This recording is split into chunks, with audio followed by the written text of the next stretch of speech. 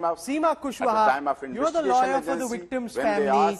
What are you making of these revelations from the aunt of the victim, who says that she saw Sandeep stalk, harass, catcall, forcibly grab the girl's hand in the middle of the market? She says she saw this herself. So she's an eyewitness. She's come on camera now to reveal what she saw. Seema Kushwaha, welcome.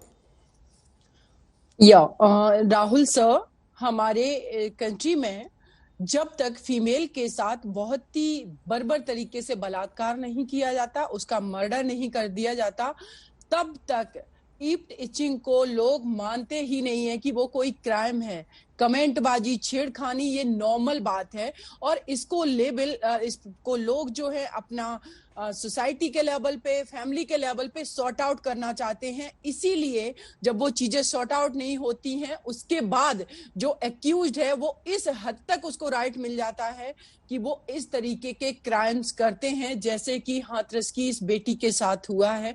अगर पहले ही complain कर दी गई होती तो शायद, लेकिन जो भी एक्यूज्ड है इसमें संदीप, उसके फादर की तरफ से उनको इंश्योर किया गया कि इस तरीके से वो क्राइम नहीं करेगा।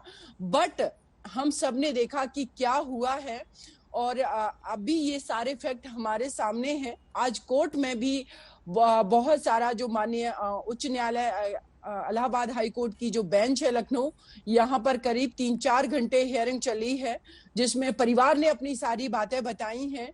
तो राहुल सर, मुझे लगता है कि अभी ये मैटर अंडर इन्वेस्टिगेशन चल रहा है, अंडर इन्वेस्टिगेशन है। हम वेट करते हैं रिपोर्ट्स का।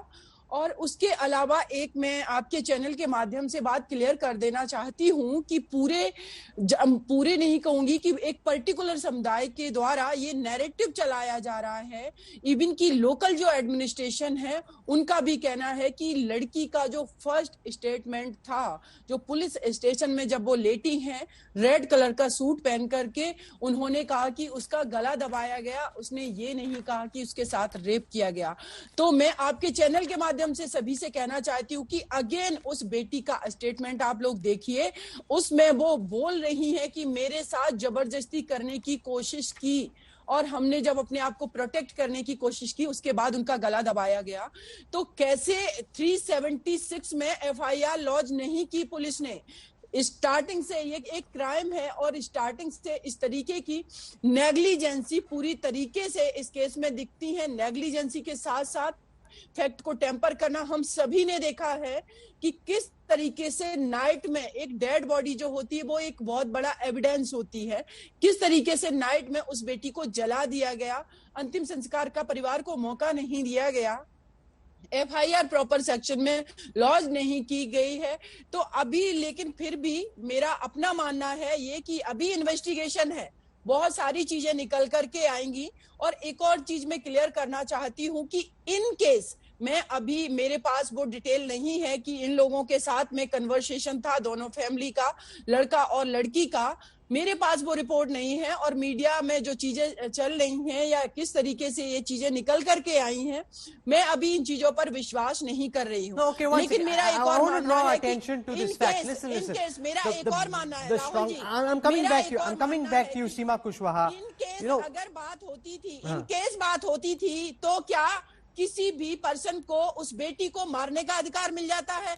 इसका मतलब हम हर क्राइम को जस्टिफाई करेंगे कि अगर भाई भाई का मर्डर कर देगा तो वो क्राइम नहीं होगा, अगर वो परिवार में डॉरी डेथ होती है तो फिर क्राइम नहीं मानेंगे?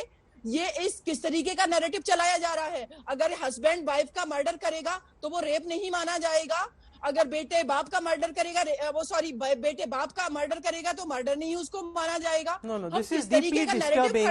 This is deeply disturbing. This whole narrative that is sought to be created, that they were boyfriend girlfriend, that they knew each other, that they were talking to each other. Even if they did have these 104 conversations, nothing turns on it.